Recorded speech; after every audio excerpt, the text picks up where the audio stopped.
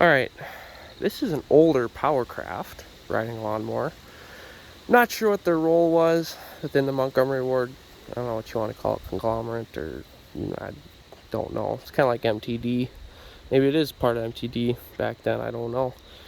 But they're kind of like a industrial level is what I'm seeing.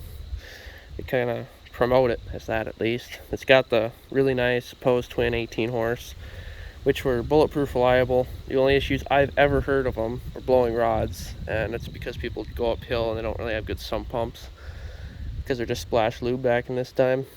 Some of the later Opposed twins from the really early 2000s, late 90s had some like pumps and filters and stuff, and those did really, really good. I think this one still relies on splash, so probably not good if you have hills that are like extremely, extremely steep. But otherwise, solid motor. The person I got this thing from had it since it was new back in the late 90s, and he just kept driving until all the small things started adding up, like tires leaking, fuel lines are shot, this and that. It still ran and drove just fine and mowed somehow with the blades that were on it, but he just didn't want to deal with it anymore. Bought a new mower, and I got it, and I guess I can go through the list a little bit. New fuel lines, fuel filter, oil change, 3 inner tubes, that tire in both front. Carburetor didn't actually need to be tuned. That kind of blew me away because it's been sitting for at least 2 years. Choke cable was frozen, put a new one of those in. New battery, deck belt, drive belt, both brand new. New deck blades. The bearings were shot on one side, spindle was shot. Put a different spindle in from another deck that was good. This spindle I just left in since it didn't seem like it was bad. One headlight works, I just left the other headlight. It's just a fitting, it's not the bulb from the looks of it. I think I said oil change already. Yeah, that's pretty much it. Oh, a steering linkage was bad too. Right here. This one. There was a ball joint up in there that was kind of going out, and this assembly here is loose. I tightened all that up, put new bushings in that. It's just, I have many, many hours into this machine. But now, it's good to go. I went out and mowed with it, starts every time. Pretty solid little rig. I really do love these Opposed twins. They have good sound to them. They have tons of torque. They kind of run different than the new V-twins. I don't know how to explain it. Best way to explain it would probably be more torque. They are flathead motors. They're not overhead valves. And I've had a lot of experience with these. I've probably had 20, at least 20 of these motors in the house here, and I've never had one that hasn't ran, or at least fired off. Yes, I've had them smoke, but usually that's well after 1,000 hours on them. They really are one of the bulletproof motors I've seen.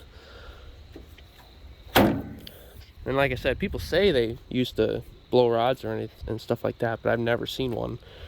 So who knows? I don't know, maybe don't have that issue and it's just a rumor. Not sure.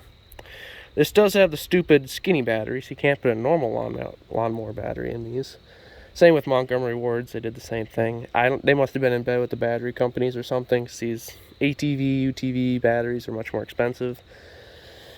But that's the only downside to them, I guess. There's the model and serial number tag still hanging on there, a little faded.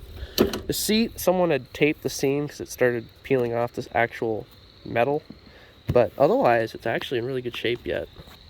There's no cracking except for a little one right there, so pretty solid. I did check charging, that's working just fine. The light switch is iffy at best. You gotta push it and kind of finagle it a little bit to turn the lights on. Hydrostatic's nice and strong. The brakes do stick a little bit when you first get going. Not a huge deal. Yeah, let's start it up here.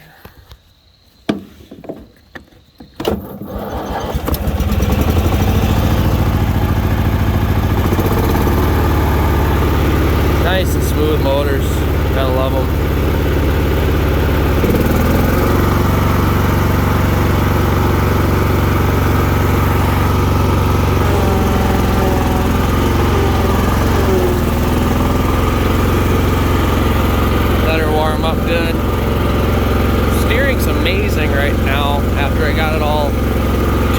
like it did.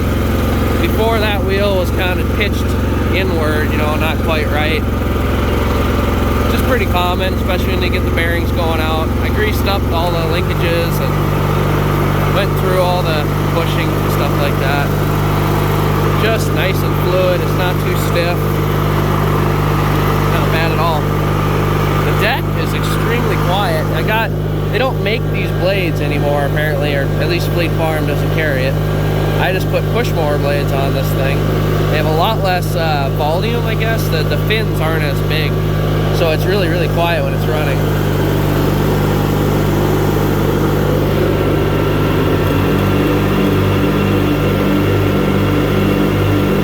I mean, it's basically like it's not even on.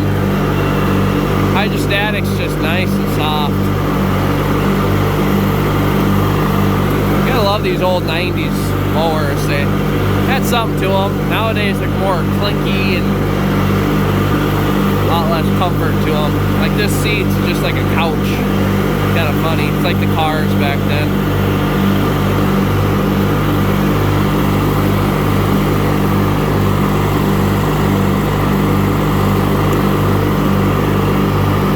But yeah, I mean, it's a pretty simple little mower. Deck brakes work. After putting in all those hours, it actually it's a pretty solid motor.